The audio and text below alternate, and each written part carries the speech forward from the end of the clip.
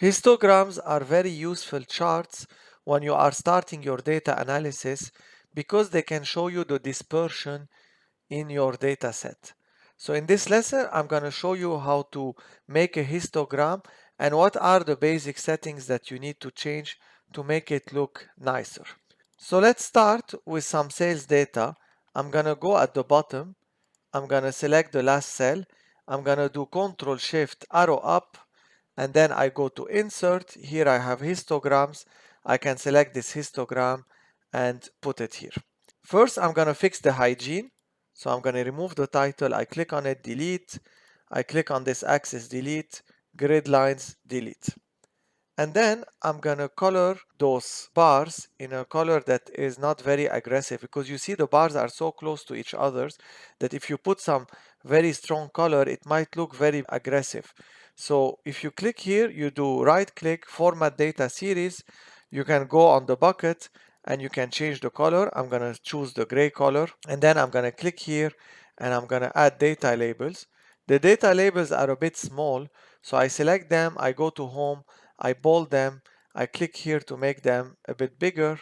So for example, this is a good size, and this is the basic hygiene. Of course, if you want also, you can remove this box around it. So you click on it and then you go here, no fill, no line. Then you need to play with this ranges, because those ranges are not very nice. They are automatic, 44 to 58, etc. So to play with this, I'm going to click here, select this axis.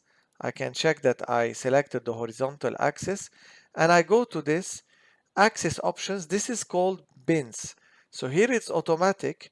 I'm going to change this to, for example, 20. So each bin will be 20.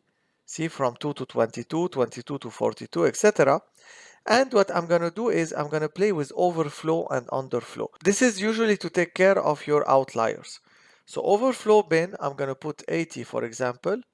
And then underflow bin, I'm going to put 20. So as you can see, I have above 80 and below 20. And now the ranges look nice, right? Last thing I'm going to do, I'm just going to add a title. So I'm going to insert illustration shapes. I'm just going to insert here a box. I'm gonna make it like this,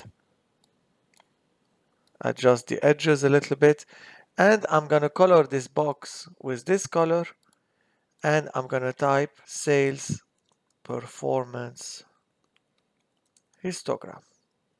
So that's about it.